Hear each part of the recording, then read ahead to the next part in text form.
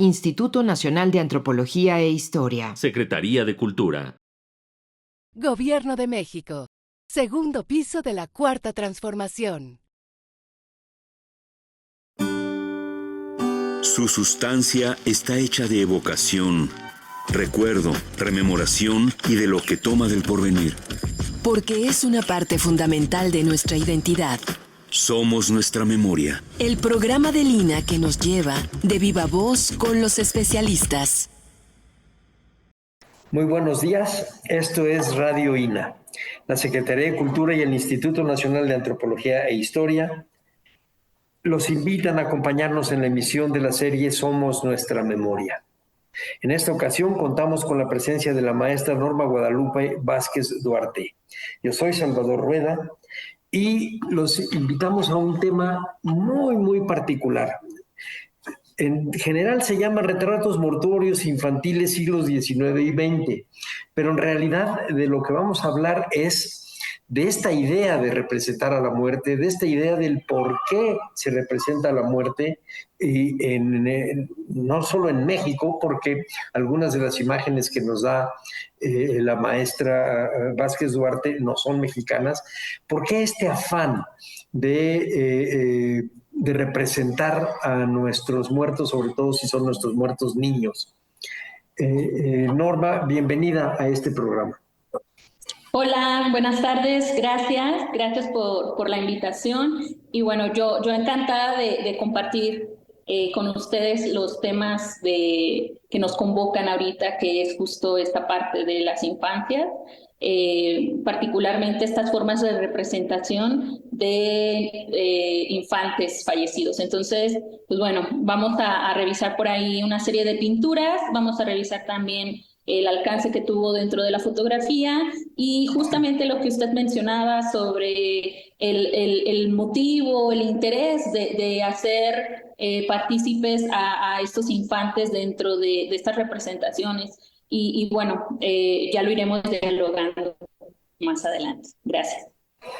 Bueno, quiero decirle a nuestro auditorio que la maestra Norma Vázquez Duarte es historiadora e historiadora del arte. Entonces, eso significa que ha trabajado en fuentes escritas, pero que sobre todo tiene un ojo especial para las imágenes. Y su tesis se centra en la representación pictórica de la muerte en México, pero de la muerte niña, es decir, de la muerte entre los infantes. Le llaman muerte niña precisamente porque son chiquitos. Y le platicaba yo a Norma hace un ratito que, pues por pronto en este museo hay retratos de monjas coronadas que son adolescentes y algunas ya viejas, pero muchas adolescentes que son en realidad retratos de muertas, no son retratos de vivas. Y ella nos ofrece una serie de imágenes de niños muertos del periodo virreinal hasta el siglo XX y la transición de la pintura a la fotografía, pero con el mismo sentido, un sentido de la memoria. ¿Qué es lo que te hizo dedicarte a esto, Norma? ¿Por qué ver este tipo de arte fúnebre y así en esta transición? ¿Y por qué los niños? Bueno, me di cuenta que justamente dentro de estas formas de representar a las infancias, particularmente en el arte, obviamente hay como líneas, ¿no?, de interés, que bien pueden ser estos angelitos o ángeles desde una perspectiva pues hasta muy de la parte renacentista, cómo empiezan a verse estas figuras infantiles acompañadas de instrumentos musicales, acompañadas de obviamente también esta parte de religiosidades, pero me he dado cuenta o me di cuenta en su momento cuando inicié la investigación que a la mayoría de estos infantes o esta figura infantil como tal se le utilizaba más como una especie de acompañamiento a imágenes más grandes, es decir, personajes como bien pueden ser desde una perspectiva hasta mitológica y también dentro de estos escenarios comunes, ¿no? Entonces de ahí partió justo ese interés de cómo objetivizar a los infantes dentro de la pintura y me di cuenta justo que había muchos retratos de infantes fallecidos, pero no necesariamente desde una perspectiva o desde una figura, dormidos o con los ojos cerrados, sino que también había pinturas que los representaban en su cotidianidad, ¿no? Entonces, justamente de ahí también partió mi interés porque muchas de estas representan en escenarios comunes y que también dentro de la historia de las infancias los juguetes como tal, estos acompañamientos de objetos no aparecen atrás del siglo, pues, ¿qué les digo? Del siglo XIX como tal, no aparecen objetos como tal juguetes. Entonces también dentro de los mismos cuadros me di cuenta que había infantes que venían acompañados con juguetes y que a veces una forma muy evidente de poder saber si un infante estaba fallecido o no en estos escenarios de vida era justamente a partir de las cartelas. Entonces, en esas cartelas nosotros podemos ver periodos tanto de tiempo como de biografía, es decir, de dónde viene ese personaje. Entonces, a través de las cartelas justamente también nosotros podemos hacer una lectura mucho más rápida que no necesariamente tiene que ver con ya aspectos un poco más específicos como puede ser la parte iconológica o iconográfica. Entonces, es una forma como muy directa de saber si se trata de una persona viva o no. Entonces, pues eso, o sea, de ahí partí justamente dentro de esta línea de interés donde el infante como tal también adquiere una individualidad, porque antes de este siglo, de este periodo, a los infantes se les acompañaba con adultos, o más bien a los adultos se les acompañaba junto con niños, pero ya justo en esta parte del siglo XIX es cuando los infantes adquieren un papel dentro de la historia, es decir, una individualidad. Y entonces se empieza a hablar justo de este papel que tienen los niños. Y yo particularmente me quise enfocar a la parte pictórica de niños fallecidos. Entonces, pues en esta búsqueda de información tenemos un referente bibliográfico bien específico que de hecho se llama La muerte niña, el arte ritual de la muerte niña en la Revista de Artes de México, que para mí fue pues como mi pilar fundamental porque me ayudó justamente a revisar pinturas justamente de niños que están ataviados con elementos religiosos católicos. Eso también es importante mencionarlo porque hasta el momento no me he encontrado con referentes religiosos, vaya la redundancia, de otra religión, que aborden esta parte de representación mortuoria. Entonces, es importante también considerar que todo esto viene o deriva justamente de la parte católica. Fíjate que estás tocando un punto interesante y me lleva a pensar como me imagino mucha gente del auditorio, a experiencias personales. Yo pienso que en el siglo XVIII y XIX una gran cantidad de familias, enorme cantidad de familias, había perdido un infante cuando menos. Del pueblo de mi papá, en los Altos de Jalisco, una tía de nosotros tuvo 21 hijos y le sobrevivieron 7. O sea, tú imagínate cuántos niños se les murieron, muchísimos. Y siempre que se morían decían que eran angelitos. Mi suegra en Michoacán cuenta que alguna vez la que ahora es mi esposa de niña se enfermó y se iba a morir y que su propia suegra, es decir, la abuela de mi esposa decía, déjala que se muera porque va a ser un angelito más, una flor más para la Virgen, déjala que acompañe a la Virgen. Había una cierta idea de conformismo y pues sí, de conformismo para dejar que el niño se fuera, que se muriera, pero ¿por qué representarlo? ¿Qué has encontrado en eso, Norma? Bueno, usted tocó un una región bastante fuerte, que de hecho actualmente es uno de mis ejes de región de análisis, que es Los Altos Jalisco, justamente con un fotógrafo que seguramente usted ha escuchado y conoce, que es Pablo Ibarra. ¿No? Bueno, Pablo Ibarra, oriundo de Los Altos, bueno, de Arandas. Arandas, Jalisco, bueno, ahorita voy a platicar si gustan de eso, pero Sí. esta parte de justamente perpetuarlos en una imagen, a lo que yo me enfrenté en primera instancia cuando estuve haciendo esta búsqueda de material pues de análisis, porque también es importante aclarar que este tipo de registros, sobre todo en la parte fotográfica, es archivo privado, o sea, es archivo íntimo que no tenemos como tan accesible o tan visibilizado, ¿no? Es decir, uno tiene en su casa una fotografía de la boda, de un evento como puede ser una primera comunión, no sé, alguna fiesta, los 15 años, por ejemplo, pero en ninguna casa, pienso, hasta el momento me he encontrado familias que tengan a un infante o a una persona mayor en su lecho de muerte o en un centro, ¿no?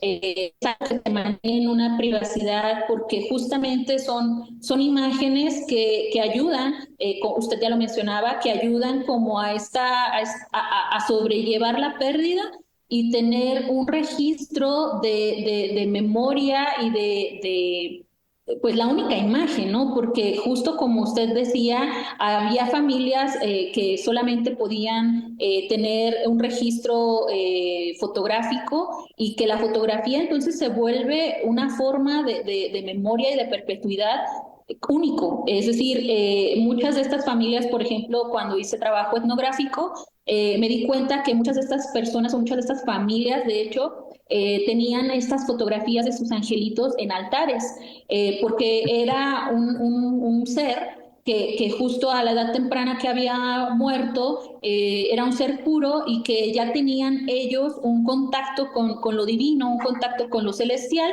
y que era una forma segura, ¿no? De que ellos podían tener accesibilidad al cielo, al paraíso, y que para ellos era justo este mediador. Entonces, dentro de estas dinámicas culturales, obviamente la iglesia no va a permitir o oficializar que estos infantes se les reconozca como religiosos, ¿no? Sino que más bien son angelitos a partir de las construcciones familiares y que esas construcciones familiares van a trastocar otras áreas porque justo en estas formas de perpetuidad de estos niños son una reliquia, es decir, son un tesoro que a lo que yo me he enfrentado, hay personas que tienen estas fotografías pero no son accesibles a ellas, es decir, las tienen en espacios o álbumes fotográficos muy privados, o en su caso, como a mí me tocó ver algunas fotografías en altares. Entonces, esta fotografía se vuelve el único registro de vida y muerte, ¿no? O sea, de que un ser existió y que es el único registro, documento que se tiene de ese personaje. Entonces, la verdad es que es increíble tener como esta noción de que hoy en día, por ejemplo, tenemos otras formas de registro y que en un tiempo atrás era la única forma de registro. Entonces, ¿cómo transita? Ahorita estamos hablando de fotografía, pero pensemos también en cómo la pintura, también en esta dinámica de perpetuación de memoria, era la única forma y que solamente esferas específicas sociales tenían ese acceso a tener una pintura fúnebre, ¿no? Y que gracias a la fotografía, con su llegada, pues bueno, se volvió un poco más accesible tener esa parte de registro de muerte y de vida. Entonces, lo que hizo la fotografía, así lo pongo yo como una especie de hipótesis, es justamente dar una continuidad de procedimientos a los cuales ya más personas tuvieron acceso y que obviamente la fotografía en un inicio pues era muy cara, ¿no? Entonces, también qué tipo de fotografías en un inicio se tuvieron de registros mortuorios y posteriormente cómo ya se reflejan en estas fotografías aspectos más rurales, que ya no es tanto como una fotografía de estudio o de una urbanidad, sino que ya vemos fotografías rurales. Y eso considero que también es una área bastante rica en ese sentido.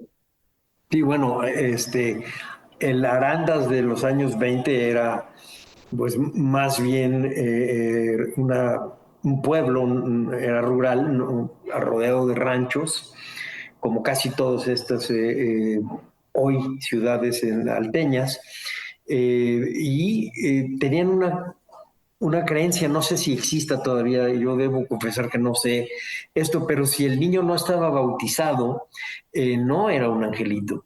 Iba a ir al limbo, a una cosa ahí muy rara que era como una suerte de lugar blanco, pero aislado. No participaba de la gloria de Dios. Me imagino que era más bien una creencia popular que un dogma de fe ni nada de eso. Pero me llama mucho la atención lo que platicas de la fotografía y la relación, digamos, que se democratiza con la fotografía, la relación entre las familias y sus muertos niños. Pero cuando era pintura, pues digo, el cuerpo del niño se descompone muy rápidamente. Una fotografía son instantáneas. Hay varias de las que tú nos has pasado en donde se ven a la familia completa, no necesariamente familias con recursos. Hay una de ellas en donde están las dos mujeres con sus rebozos negros, y para hacerte más claro, con rebozos michoacanos. Y está el bebé viendo hacia la cámara, acostadito sobre el ataúd rodeado de flores, y otros dos niños y el papá. Hay una fotografía más de gente, efectivamente se ven como alteños, son gente güera, atrás la vivienda es de adobes, el rebozo de la señora al fondo es totalmente diferente al otro, y el niño está vestido como un pequeño rey. Alguna fotografía más incluso resulta no mexicana. Entonces es interesante pensar que serían católicos de Iowa, que es de donde es la fotografía que nos pasaste, y las demás son pinturas. Pero la pintura requiere tiempo. Hay una que es muy famosa en donde el niño está vestido de angelito con sus alitas y está recostado. Al fondo hay un tapiz. El niño con los ojos cerrados, etcétera. No tienen el rigor mortis que sí se tiene, por ejemplo, en alguna otra de las pinturas, y en donde hay una donde es un niño pequeñito, ya se le ven los ojitos hundidos, vestido como pues como de obispo. Pero se tardaban en hacer esas imágenes, esas pinturas. No debieron haber sido baratas. ¿Qué hay detrás de eso? ¿Qué documentación has encontrado sobre estas imágenes? Bueno, cabe aclarar que, bueno, gran parte de las pinturas que por ahí compartí son extraídas de la Revista de Artes de México.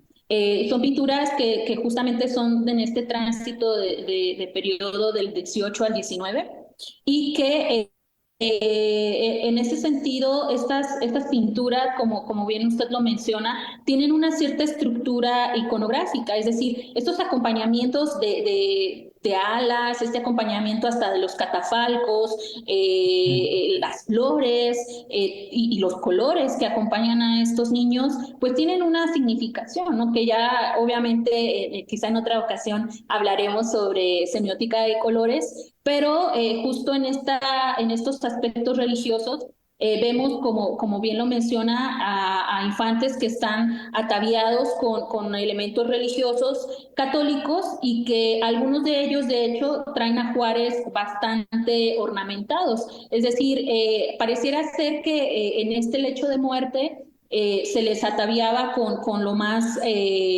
bueno o con lo más adecuado para ese tránsito, ¿no? Y que también, de hecho, lo que he encontrado documentado es que en estas partes de atavíos regularmente se les colocaban aspectos religiosos porque obviamente estaban más arraigados a estas esferas celestiales, ¿no? Entonces, si nosotros nos vamos a una parte mucho más específica, como puede ser la religión católica, sabemos de antemano que, por ejemplo, la Virgen María no murió, o sea, ella transitó a la dormición, ¿no? Ascendió al cielo en cuerpo y espíritu. Y que justamente estas cuestiones como de colores los vemos en ciertas pinturas, ¿no? El color rojo para nosotros dentro de lo tradicional deriva a la pasión, al amor, pero dentro de la parte iconológica del arte y sobre todo en esta área de la parte mortuoria, pues deriva justamente ese tránsito o esa línea de cambio de vida a muerte. Entonces, vemos, por ejemplo, si ya ahorita van a estar viendo las imágenes, hay cargas de rojo muy fuertes y como también lo mencionaba hace un momento, las cartelas nos pueden ayudar mucho para poder saber si se trata de alguien vivo o no. Entonces, en esta dinámica justo de descripciones que podemos hacer de imágenes, a veces por lo regular cuando se mandaba a hacer un retrato, porque también hay que mencionar que los retratos eran hechos por encargo y que a veces no necesariamente era una forma real del infante, es decir, se le colocaban aspectos que a la familia le hubiera gustado que tuviera.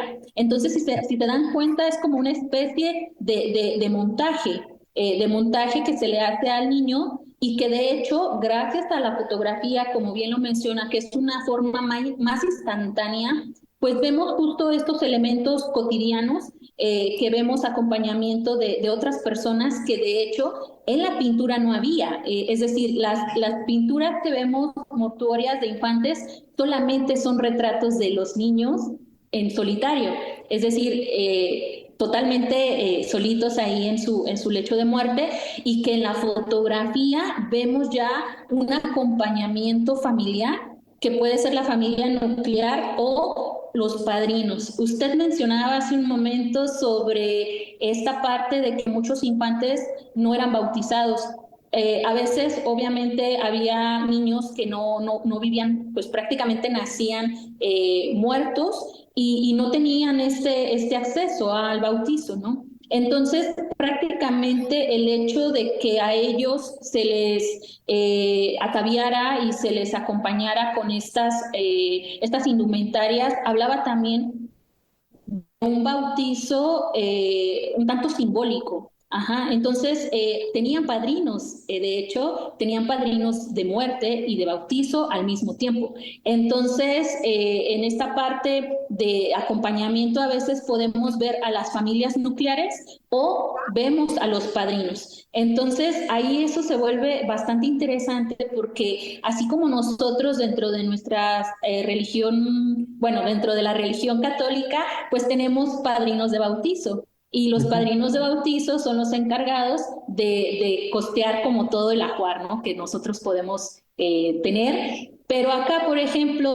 cuando fallecía un niño y ya tenía de alguna manera como asignados padrinos, fallecía el infante, a los padrinos se les mandaba hablar y se les decía que pues había fallecido y que entonces ellos tenían que recurrir con esos gastos. Entonces, por eso vemos fotografías donde hay infantes muy ataviados. Hay infantes que están muy austeros en un sentido estético, pero que algunos de ellos van acompañados con sus padrinos. Entonces vemos a infantes coronados, como bien usted mencionaba hace un momento sobre las monjas coronadas, vemos a infantes también coronados. y que tiene obviamente esta lectura dentro de la religión, que son aureolas religiosas. Entonces, este acompañamiento floral también es algo bien interesante dentro de estas representaciones, porque lo vemos tanto en la parte pictórica como en la parte fotográfica. Las flores van a ser también una forma de perpetuación de la vida y el tránsito justo de la vida infantil, porque hay flores que se les colocan específicamente a niños y hay otras que se colocan ya a personas adultas. Entonces, vemos justamente este tipo de lecturas dentro de estas representaciones fotográficas. Y también en las pinturas, tiene usted razón, en casi todos aparecen flores, y veo uno de los capítulos de su tesis, un título hermoso, dice: tejí mis últimos sueños entre bugambilias y viento. ¿De dónde salió esa frase? Me la inventé. Está bien bonita. Me la inventé, no, bueno, sí, me la inventé porque, bueno, particularmente a mí siempre, desde una perspectiva muy personal, siempre me han atraído los temas desde muy joven me han atraído los temas extraños, los temas como que a nadie le gustan, siempre me han atraído ese tipo de aspectos, ¿no? Entonces, un tiempo cuando era universitaria, me dio por escribir poesía y particularmente era poesía romántica, entiéndase, melancólica. Y me gusta mucho, me gustó en ese periodo mucho como hacer este ejercicio de creación y bueno, creo que ahí se quedó, o sea, ya realmente no continué con esa parte como poética. Por ahí tengo un par de poemas que se publicaron hace mucho tiempo, pero bueno, todo esto nació justamente de esa como ese intento poético en algún momento, y que bueno, a mí particularmente este tema de los infantes, pues bueno, a la fecha me sigue gustando demasiado y bueno, ya ahorita obviamente yo ya no me sorprendo, al contrario, porque me lo han dicho, o sea, me han dicho que es un tema muy morboso, que cómo puedo leer este tipo de fotografías, que es como invadir una privacidad que no es mía. Pero yo no lo veo con ese tipo de ojo, ¿no? O sea, yo lo veo desde una perspectiva bastante amplia en el sentido de lo que hablamos ahorita, ¿no? De estas cuestiones de perpetuación de memoria y cómo a través de ellas podemos hacer estudios justo que denotan una cultura, ¿no? O sea, que denotan... Claro. Toda esta parte de aspectos vivos que no importa que sean infantes fallecidos, sino que vemos a través de esas fotografías, de estas pinturas, pues esta vivacidad de la época también, ¿no? Entonces, bueno, obviamente ahí estos títulos que yo puse por ahí, pues bueno, nacieron justamente al tener yo mis unidades de análisis y hacer esta parte comparativa de cómo dentro de la pintura hay ciertos cánones y ya en la fotografía se logran heredar esos cánones. Entonces, vemos justo, no es una réplica, obviamente, de las fotografías a la pintura, no son réplicas, pero sí tienen ciertas formas canónicas que las podemos leer y las podemos rastrear. Entonces, claro, para mí, perdón. No, sí, claro, hay un denominador común en casi todas. De la pintura a la fotografía hay muchas cosas en común. Incluso a veces los fondos, hay fotografías que están hechas en estudio, hay otras que están hechas en la casa o en interiores o en exteriores de las casas, en fin. Pero efectivamente, por ejemplo, el uso de las flores, los rojos, etcétera. Hay elementos que denotan evidentemente que hay una tradición cultural amplia, católica, que aunque sea privado el espacio de la muerte niña, sigue siendo una manifestación de la mentalidad. Así que yo creo que está perfectamente bien justificado el tema que usted está trabajando. Gracias. Déjeme hacer un paréntesis porque estamos llegando a la mitad del programa y le recordamos a nuestro auditorio que el tema en esta ocasión son retratos mortuorios infantiles en siglos XIX y XX, y nos lo explica la maestra Norma Vázquez Duarte. A ver, Norma, todavía me quedé con Tejí mis últimos sueños entre bugambilias y viento. Está hermoso y además es aplicado a la muerte niña, nos lleva a un ambiente muy particular. Efectivamente, la vida es sueño y la muerte también. Pero, ¿qué pasa con las familias una vez que toman estas imágenes? ¿Dónde las guardan? ¿Para qué las quieren? ¿Qué uso les dan? Ok, muy bien. Bueno, pues estas fotografías, me voy a ir al área de la fotografía. Estas fotografías, hice un trabajo etnográfico cuando estaba haciendo mi tesis de maestría en Santa María del Río, que es una población que está muy, muy cercana a San Luis Potosí, y que bueno, si ustedes googlean... Ajá, exacto, es lo que iba a decir. Los rebozos y las campechanas. Entonces, bueno, Santa María del Río es muy, muy conocida por eso, lo cual pues está súper padre, ¿verdad? Pero justamente acá en el tema que a mí me competía, pues bueno, descubrí que había familias que tenían... pues estas fotografías de infantes, ¿no? El trabajo etnográfico, la verdad, sí fue muy, muy, muy complicado. Las fotografías que sustentaron mi investigación de tesis, pues afortunadamente me fueron accedidas, es decir, me fueron dadas, no la fotografía real como tal, porque nuevamente es una fotografía única, y que no tienen ni siquiera el negativo de la foto, nada, o sea, tienen nada más esa única imagen, y que pues las imágenes que están ahí pues son foto de foto, ¿no? Y foto con cámara profesional, porque pues con el teléfono no quedan bien, ¿verdad? Entonces yo me encontré justo estas fotografías, algunas que las tenían en altares, y yo preguntaba, ¿no? Pero ¿por qué tienen a ese angelito en el altar? Y ellos me platicaban, o por lo menos la familia que se encontraba en el momento, me comentaban que era justo lo que acabo de mencionar, que era esa forma, ese mediador de saber que ya hay un ser de su familia en el cielo y que que él les podía ayudar en sus lechos de muerte, y que de hecho ¿cómo se dice? Se encomendaban a ellos, ¿sí? Entonces, para mí fue algo sumamente interesante, cómo dentro de estas construcciones familiares, sociales, ellos van construyendo ese pensamiento religioso, y que de hecho hasta, o sea, la foto del niño ni siquiera era su hermanito o era un hijo, sino que era el hijo, era como un familiar un tanto lejano, pero que ya lo tenían ahí, ¿no? Entonces, también como poder leer esa parte de cómo la fotografía transita de generación en generación, y cómo se van inculcando estos valores de resguardo, de cuidado y de religión, ¿no? O sea, cómo podemos nosotros rastrear estas fuentes a partir justo de las familias, y que en otro caso, por ejemplo, que tuve acceso, tenían la fotografía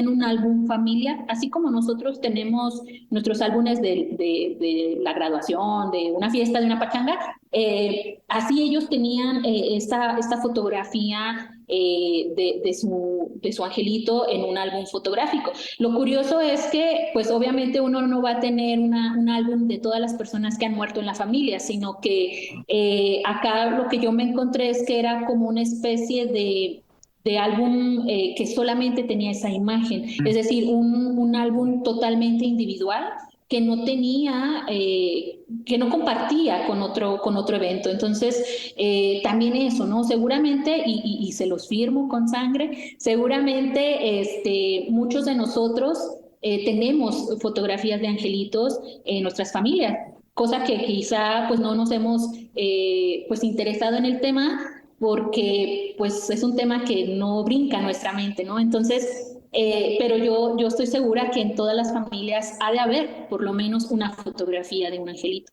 Entonces, ahí también, por ejemplo, es interesante pues indagar un poco más a partir de nuestras familias, a partir de nuestros terruños, porque justo a veces nos dejamos como guiar por estos temas súper macro y no pensamos en los terruños cuando podemos partir de nuestras familias. Entonces, creo que ahí hay una ventana muy, muy grande para poder trabajar temas de investigación desde las familias. A ver, yo le tengo una pregunta. En los retratos de angelitos que están en los altares familiares que usted visitó, ¿están todo el año? Sí, Porque sí. ahorita yo estoy viendo lo que hay atrás de usted, eso es papel picado, y eso nos indica que hay una fecha cercana de las tradiciones mexicanas en las casas de casi todos nosotros se ponen altares en donde ponemos las fotografías de nuestros familiares ya muertos, nuestros papás, nuestros abuelos, hermanos, hijos, etcétera, y los ponemos, pero solamente en esa época del año. El resto del año no están en un altar, sino están o guardadas o están puestas en algún otro lugar, pero no como altar, y además son fotografías de vivos. Se les pone el altar porque ya fallecieron, pero no son fotografías de angelitos o no son fotografías de ellos muertos. En parte, a lo mejor, bueno, los mexicanos, se lo digo eso sí por experiencia propia, cuando fallece alguien cercano a nosotros, tenemos la costumbre de verlo, tienen la tapa del ataúd abierta en general, cuando no hay una cosa ahí muy violenta, sino cuando se pueden ver, los vemos, nos gusta despedirnos de ellos, cosa que no pasa en otras culturas. En otras culturas el muerto es un tabú y hay que guardarlo y hay que esconderlo. Y con nosotros hay que despedirnos, hay que verlo, porque si no lo ves es como si no te despidieras. Pero es distinto con los angelitos muertos. Es decir, ahí los vistes, los sacas, los ponen en pose, en fin, es otra cosa. ¿Todavía se usa eso de ver angelitos muertos y retratarlos, Norma? No, no, curiosamente, bueno, todos creo que lo sabemos dentro de nuestra cultura mexicana. A los muertos adultos, pues sí se les hace toda esta parte ritual del funeral, cuando se entierra o se incinera, o cuando se hacen estos rosarios de levantamiento de cruz, y bueno, hay toda un ritual, ¿no? En esta parte de las personas adultas. Pero, por ejemplo, con los infantes no es lo mismo. Con los infantes no es permitido justo llorar, no les es permitido como una pérdida, bueno, en esta parte como de los dolientes, en este caso los papás, por ejemplo, si están, no les es permitido llorarles, no les es permitido sentir dolor, sino lo contrario, o sea, sentirse alegres, sentirse dichosos, que un familiar, en este caso un infante, es llamado por Dios para acompañarlo, ¿no? Entonces, a los infantes no se les hace como tal velorio, se les hace una especie de parabién, que el término parabién justo se aplica a esta dinámica de cantos, es decir, a los infantes se les canta, ¿sí? No se les reza, se les canta y no se les llora, se les festeja. Entonces, si nos damos cuenta, cuando un niño fallece, en nuestras tradiciones mexicanas, se avientan cohetes, porque es justamente esta apertura al cielo, se está anunciando que un niño acaba de morir y que va a entrar al cielo. Entonces, justo por eso es esta parte de anunciamiento de muerte, y que es la entrada al cielo, que es al final una vida más plena, ¿no? Una vida que transita para allá. Entonces, si nos damos cuenta también, si volteamos a hacer como esta parte reflexiva, pues nosotros tenemos el Día de los Angelitos y el Día de Muertos. ¿sí? Es decir, hay un día específico para niños y hay un día específico para personas adultas. Entonces, muchos de nosotros quizá nos preguntamos, pues, ¿de dónde viene toda esta parte de tradición, no? Y justo en estas formas de cotidianidades y sobre todo de tradiciones y costumbres, pues bueno, vemos que la muerte como tal, el tema de la muerte, pues siempre ha sido un tema de interés y que nosotros como particularmente como mexicanos festejamos la muerte. O sea, en otros países pues creo que no hay este tipo de festejos tan fuerte.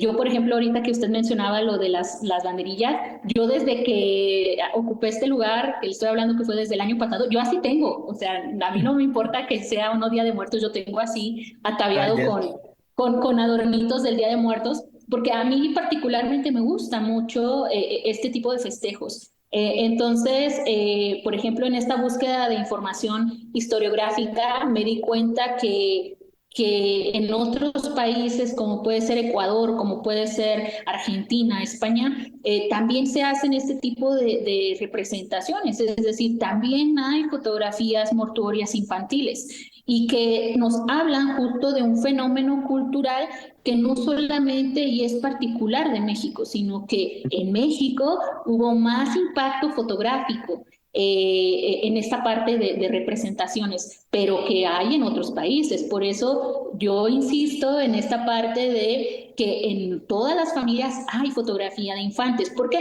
Porque fue una forma de dejar un registro de vida, aunque fuera corta, de dejar ese registro de la persona, ¿no? Lo que también a mí me parece importante mencionar es que justo a veces no se le tienen como ese reconocimiento a los infantes, es decir, muchas fotografías a las que yo he accedido no tienen el nombre del niño, es decir, o la niña, ¿no? No lo tienen y que es muy difícil porque de entrada pues son fotografías en escala de grises o magentas, sepias, a veces no podemos saber el género del infante. ¿Por qué? Porque no, ni siquiera está su nombre o hay alguna otra forma de icono que me pueda permitir saber género. Lo cual ya después, obviamente les estoy hablando ya en esta década de los años 30 del siglo XX, ya se empiezan a tomar como ciertas especificaciones de indumentaria. ¿Qué quiere decir? Que pues prácticamente a los niños varones se les ataviaba como al Sagrado Corazón, como a Jesús, como San José o algún tipo de religioso varonil. Y a las niñas se les ataviaba como a la Virgen María, a la Virgen de Guadalupe, a cualquier derivación de todas las representaciones marianas, ¿no? Había familias que pues obviamente no podían costear ese tipo de indumentaria y lo que hacían era que les colocaban algún tipo de manta blanca, los envolvían y ya esa era su forma como de ataviarlos, ¿no? Y justamente a partir de esas indumentarias es donde también podemos hacer nosotros una lectura social, ¿no? Una lectura económica de cómo había familias que sí tenían esos recursos para poder ataviarlos y otros que no. Porque si nosotros vemos las imágenes en Zoom, vamos a ver de hecho otro tipo de objetos que aparecen dentro de las representaciones fotográficas, que es la parte de los rosarios, que es la parte de, a veces traen crucitas en sus manos, a veces las traen atadas, con hilo o con mecate, y también hasta podemos ver si traen zapatos o no, porque muchos de ellos o traen zapatitos, es decir, tejidos, o traen zapatitos comprados, o traen guarache, o están descalzos, y que también dentro de la parte de la cabeza pueden traer coronas o no, o pueden traer coronitas hechas de cartón, porque eso también se veía. Entonces, hay una lectura increíble que podemos hacer dentro de la fotografía, que no nada más es dejar el registro del infante, sino que hay una serie de aspectos formales que podemos ver que podemos justo hacer este tipo de análisis, ¿no? Entonces, una fotografía nos da mucha pauta para poder hacer este tipo de lecturas. Entonces, eso. Dos preguntas tengo. Una es si en los registros que usted tiene ha visto que se les vista a los niños difuntos como a los niños Dios en la Candelaria.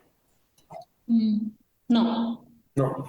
Entonces, fíjate, no los visten como santos, pero no los visten como niño Dios.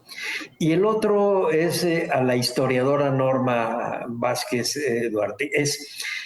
En el pasado reciente, ¿qué fuentes tienes para eso? Mi pregunta era si todavía existe la costumbre de tomarles fotos a los angelitos muertos.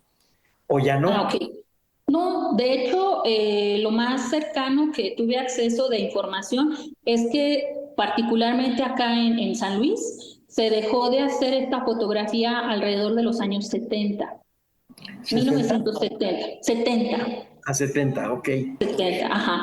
Pero, por ejemplo, las fotografías a las cuales ahorita yo me estoy enfocando, que es mi tesis de investigación doctoral, son de la primera década de los años, bueno, más bien de 1930 a 1940. Es prácticamente una década que si nosotros nos vamos a un contexto más específico, histórico, en México particularmente es este movimiento religioso que es la Guerra Cristera. Entonces, justo para mí como historiadora me resulta bastante interesante cómo se tienen una serie de registros fotográficos y particularmente en tres fotógrafos que yo estoy trabajando, abordando ahorita, que me dicen mucho, ¿no? Desde la parte regional hasta la parte también de profesionalización del fotógrafo. Bueno, entonces, ¿perdón? Ibarra, estábamos hablando de los Altos de Jalisco, fue una zona cristera, y bueno, lo mismo que pasó en otros lugares, no solamente fotografiaban niños, fotografiaban a los cristeros muertos.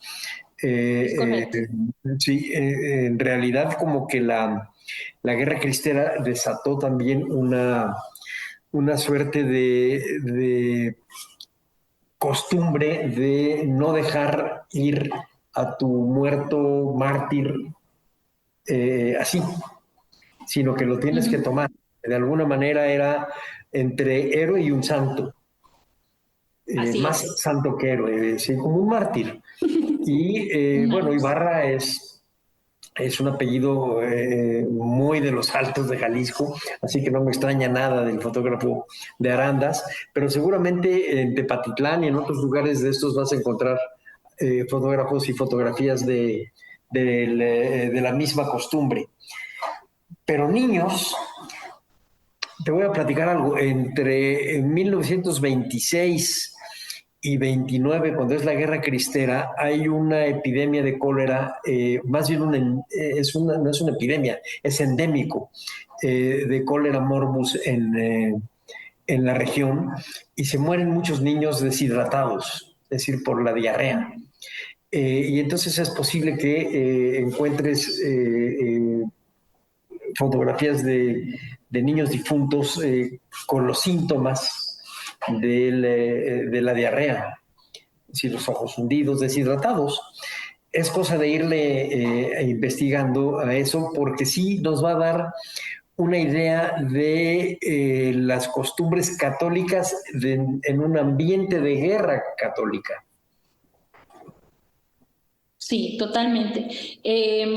Por eso les comentaba que hay mucho que trabajar. Digo, yo cada vez que veo mi material fotográfico, doy una lectura diferente y es difícil a veces como concretar algo porque depende mucho también como estas áreas de estudio y sobre todo desde dónde se están viendo las fotografías, si desde una perspectiva estética, si es desde una perspectiva gráfica, si es social, cultural, económica. Entonces son varias aristas y que pues nosotros como investigadores, como estudiantes, a veces nos es muy complejo como condensar y delimitar, ¿no? O sea, uno quisiera hacerlo todo y es padrísimo, pero no nos alcanza el tiempo. Entonces, la serie de, de, de trabajos que he tenido acceso y que comparten justo este tipo de fenómenos culturales, pues prácticamente derivan de autores que ya son un poco más tradicionales, podemos decir, o clásicos, como Solange Alberro, como no sé, se me ocurre Susan Sontag, que habla sobre fotografía, Peter Burke, ¿qué más me viene a la mente? Pues toda esta parte como Claudio Lovnis, por ejemplo, Así. o sea, toda esta parte como de autores que ya han versado justo en esta parte de cómo representar la muerte, pues obviamente son un punto y un eje central en el que nosotros podemos partir, pero también, por ejemplo, qué se está haciendo desde la actualidad sobre estos temas, ¿no? Lo más reciente les puedo compartir que encontré, bueno, di a un autor que yo adoro, que se llama Arnulfo Salazar, que él hizo ya un libro sobre angelitos, justamente a partir de las fotografías de Pablo Ibarra. Y él ha sido para mí un apoyo increíble porque de entrada pues él fue mi contacto para poder llegar a la única hija que le sobrevive a Pablo Ibarra y que gracias a él tuve la dicha y la fortuna de entrevistar a la señora Berta Ibarra y de que ella me diera acceso al material fotográfico de su papá. Entonces, para mí es algo que pues no lo puedo como describir con palabras porque es mucha mi emoción. El tener acceso a un acervo de entrada privado, a un acervo que no lo encuentran en ningún otro lugar, o sea, no es como, por ejemplo, puedo compartir que hace un año fui a Fundación Televisa justamente al material que se tenía fotográfico de Rutilo Patiño y que Rutilo Patiño también tiene fotografía infantil mortuoria y que de hecho, siendo él oriundo de Jaral del Progreso, Guanajuato, también tuve acceso a la Lóndiga de Granaditas, al acervo de Romualdo García. Entonces, Sí. también dentro de estas dos instituciones que pues al final son públicas, tuve pues ya la autorización de ambas instituciones para hacer uso de esas fotografías y que bueno, por ejemplo acá con doña Berta Ibarra fue pues una bendición, la verdad, fue una bendición porque pues nadie conoce ese acervo y para mí dentro de este ejercicio investigativo pues para mí es algo increíble porque yo quiero dentro de mis alcances, ¿verdad? Si se logra, pues darle ese reconocimiento a estos fotógrafos que aunque, por ejemplo, Romualdo García es un fotógrafo que ya han abordado, pues hacer este tipo de triangulaciones de trabajo fotográfico en una región específica y cómo quizás hasta entre ellos se conocían, ¿no? Porque justamente tanto Rutilo como Pablo Ibarra están dentro de la misma época y cómo produjeron este tipo de fotografías. Entonces, lo mío se vuelve prácticamente un ejercicio comparado de cómo puedo rastrear a partir del material fotográfico esas formas de trabajo. Entonces, para mí es esa tarea, ¿no? Y quiero hacerlo, darles ese reconocimiento a estos fotógrafos a partir de su trabajo fotográfico. Pero a ver, ¿piensas publicar un libro sobre esto? ¿Ya tienes en mente eso? No sé, no sé, la verdad, pues lo primero es terminar mi investigación. Ya después pensaré quizá en una publicación más formal quizá, pero ahorita de entrada se queda solamente como un trabajo de investigación para un grado académico, nada más de entrada. O sea, ahorita es lo que tengo y bueno, a mí me encantaría traspasar esas líneas de lo académico, sino más a la parte divulgativa y de acercar a la población, ¿no? Acercar a la población a este tipo de vestigio, a este tipo de registros. Entonces, pues quizá en algún futuro cercano realice alguna publicación de ese tipo. Y el libro sobre Ibarra, del que estabas tú comentando, ¿en dónde se publicó? Se publicó, bueno, Arnulfo hizo esta investigación, porque al final de cuentas fue una investigación también, a partir de creo que fue una beca del PECDA, la beca PECDA y con la UNIVA. De hecho, aquí lo tengo, se los voy a mostrar. Ajá, ok. Dichoso de ti, Angelito. Sí, el título es Dichoso de ti, Angelito, rituales fúnebres para los angelitos de los Altos Jalisco, en la fotografía de Pablo Ibarra. Es un libro hermoso, yo obviamente lo tuve que comprar porque es parte también de mi trabajo, y bueno, aquí vemos una serie de fotografías bastante lindas, y que bueno, pues prácticamente es como una especie de catálogo fotográfico de todas estas fotografías de Pablo Ibarra. Entonces, yo llegué a este libro gracias a la visita que tuve a Fundación Televisa, y que la coordinadora de allá, justo todo pasa por algo, ¿no? Cuando yo fui a visitar Fundación Televisa, a ella le acababa de llegar este libro, le estoy hablando que esto fue hace un año, le acababa de llegar este libro a ella y al repositorio de Fundación Televisa, y me dijo, mira, Norma, justamente coincidieron la llegada del libro y tu visita. Entonces, cuando yo lo vi por primera vez este libro, yo me enamoré. O sea, yo me enamoré de la calidad de impresión, de la calidad pues de edición del libro como tal. Es un libro hermoso estéticamente hablando. Y pues la cantidad de imágenes que hay, ¿no? Yo ya había visto obviamente fotografías infantiles mortuorias, pero cada fotógrafo, hay una esencia de ellos que los particulariza en la foto. Entonces, para mí, ver de primera instancia, mi primer contacto con Pablo Ibarra fueron fotografías mortuorias, para mí fue increíble, o sea, tener este acceso a sus fotos, que ya obviamente cuando visité a la señora Paula Berta Ibarra, pues ya pude ver otro tipo de fotografías, que prácticamente Pablo hizo un registro cultural de todo lo que pasaba en Arandas. Entonces, Pablo Ibarra es el único fotógrafo de la región en su época, y entonces pues prácticamente él dejó un material fotográfico bastante denso en el sentido de la identidad arandense. Entonces, es una forma en la que podemos acceder sin necesidad. Obviamente también está esa parte como de documentar a partir de archivo, pero podemos hacer uso de este tipo de registros, que al final también es un documento, ¿no? Las imágenes... Claro que es un documento. Totalmente. Entonces, pues ahí está, ¿no? Como esta parte de trabajo, que si nos damos cuenta, bueno, usted también como historiador que es, pues nos toca a nosotros como generaciones más jóvenes, quizá romper estos cánones tradicionales de archivo, y voltear a ver también la parte que está también ahí, ¿no? Que es la parte visual. Entonces, no nada más el ejercicio del historiador es de estar ahí con los documentos, sino también irnos un poquito más allá y ver estos materiales fotográficos, materiales sonoros, materiales a partir de estas visualidades. Sí, bueno, sí hay gente que se ha dedicado a la fotografía. Estoy pensando en Rosa Casanova, por ejemplo, que se dedicó y se ha dedicado al trabajo de los registros fotográficos de todo tipo. Que se hizo de Romualdo García en Guanajuato hace ya años.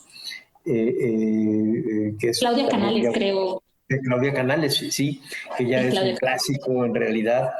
Se han hecho ya libros, hay una revista en el INA especializada en la fotografía, pero de cualquier manera, no de la fotografía de niños difuntos y de toda esta parafernalia que hay alrededor, y de la particular mentalidad que hay de dejar un registro del niño difunto, lo que platicaba hace un ratito. Es distinto poner un altar en donde están todos nuestros familiares idos, que digamos, es una tradición ya vieja en donde le pones frutas y etcétera, a tener a tu angelito muerto todo el tiempo en un altar. Es decir, es una suerte de efectivamente de un angelito, de un mensajero entre tú y la divinidad. Y ahí es a donde entiendo a la abuela de mi mujer y en donde qué bueno que no se murió. Así que nos quedan solamente unos minutos, Norma, para que pudiéramos redondear la plática, que invitaras a la gente que nos está escuchando a ver estos materiales. ¿Dónde podemos ver estos materiales? ¿Dónde se pueden consultar de cosas que tú hayas publicado, tu tesis, etcétera, en donde estás estudiando tu doctorado? En fin, ¿qué le puedes decir a la gente que nos escucha que nos pueda orientar hacia donde estás tú trabajando? Gracias. Bueno, pues de entrada yo les invito a que indaguen un poco más a partir de sus familias, de entrada, que se acerquen a sus familias, a sus abuelos, a las personas mayores que aún viven con ustedes, que sí tengan este contacto de vida. Porque al final de cuentas las personas mayores son una fuente oral que en muchas de las ocasiones la información que ellos recaban en su memoria no la vamos a encontrar en libros, no la vamos a encontrar en otro tipo de materiales, solamente en ellos. Entonces también dejar como este tipo de oralidad o mentalidad de las familias documentada, como pueden ser memorias, como pueden ser memorias escritas o como pueden ser también memorias auditivas, ¿no? O sea, hacer este ejercicio como el que estamos haciendo ahorita de una entrevista, pero a nuestros abuelos, a nuestros tíos, a nuestros familiares más mayores, dejar esos registros de memoria en algo, porque son informaciones que no vamos a encontrar en ningún otro lado. Eso de entrada, ¿no? Como invitarlos a tener esta parte de accesos a nuestras familias. Y lo segundo es que esto que comentábamos de publicaciones, pues bueno, hay una revista justamente que es de Lina, que se llama Vita Brevis, que la pueden buscar en Google, y que justamente esta revista habla sobre temas muy específicos y que, por ejemplo, hace un par de años, creo que 2 o 3, hicieron un número especial justamente de representaciones mortuorias. Entonces, por ahí yo publiqué un artículo, realmente no sé si ya haya salido, pero yo mandé mi artículo para publicación, no sé si lo hayan ya publicado como tal, pero es un referente bibliográfico que pueden utilizar. Y por ahí también, si ustedes acceden al repositorio institucional de la Universidad Autónoma de San Luis Potosí, pueden googlear mi nombre en el repositorio, así como tal, Norma Guadalupe Vázquez Duarte, y ahí les va a salir mi tesis de maestría. Ya la pueden descargar sin ningún problema, es un material accesible. Ahí vienen todos los referentes que utilicé, tanto teóricos como de campo. Y también, pues bueno, ahorita lo que estoy realizando, que es mi tesis doctoral, pues bueno, próximamente, la otra semana, voy a andar por ahí en Morelia, porque fui aceptada en una ponencia sobre patrimonio funerario. Es un congreso iberoamericano de patrimonio funerario. Si me quieren conocer o si quieren conocer a los demás autores que estamos abordando estos temas de funerarios, pues bueno, dense una vuelta a Morelia. Vamos a estar ahí del 28 al 1 de noviembre, pues platicando todos estos temas pues, rituales de muerte y todas estas formas de representaciones. Entonces, bueno, eso es lo más próximo que tengo, y que se va a realizar una memoria de ese congreso. Entonces, seguramente por ahí, pues también en un futuro cercano, no sé, un año quizá, salga esa memoria y bueno, también pueden acceder.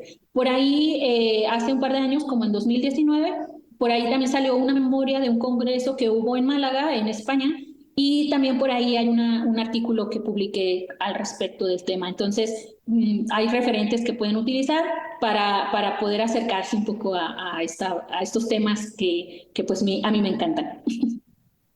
Pues muchas gracias, Norma. No, seguramente Cuando salga este programa ya habrá pasado el Congreso en Morelia, pero sí se podrá consultar en internet todas las ponencias.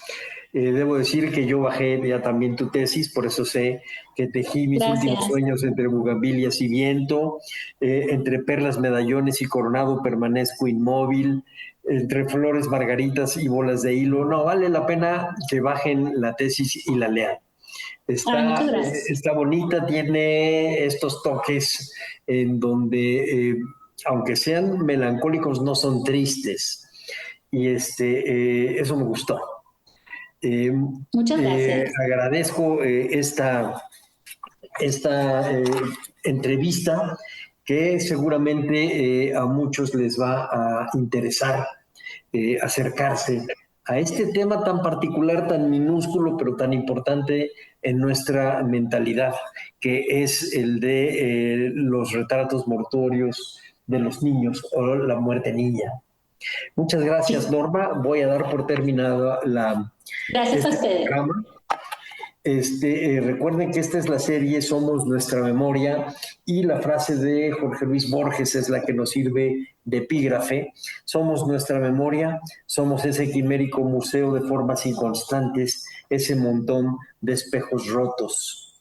A nombre de Radio INA, doy por terminada esta emisión que fue posible por la generosa participación de la maestra Norma Vázquez Duarte. Muchas gracias, maestra. Gracias. Gracias a nuestros escuchas por su atención. Les sugerimos consultar más de nuestra producción a través de nuestras distintas plataformas digitales en YouTube y Spotify. En la producción está la Coordinación Nacional de Difusión a través de la Dirección de Producción Audiovisual con Ana Galicia al frente y la subdirección de Radio INA con Gabriela Marentes encabezando este grupo. En la realización está Evanibaldo Morales, en la grabación y edición Rubén Martínez, en el apoyo Marta Hernández, Paula Bedoy y Jerónimo Cuevas. Yo soy Salvador Rueda. Hasta la próxima. Las opiniones y comentarios aquí expresados son de entera responsabilidad de quienes proporcionan la información y no representan necesariamente las opiniones de Radio INA ni comprometen el pensamiento editorial del Instituto Nacional de Antropología e Historia. Instituto Nacional de Antropología e Historia. Secretaría de Cultura. Gobierno de México. Segundo piso de la Cuarta Transformación.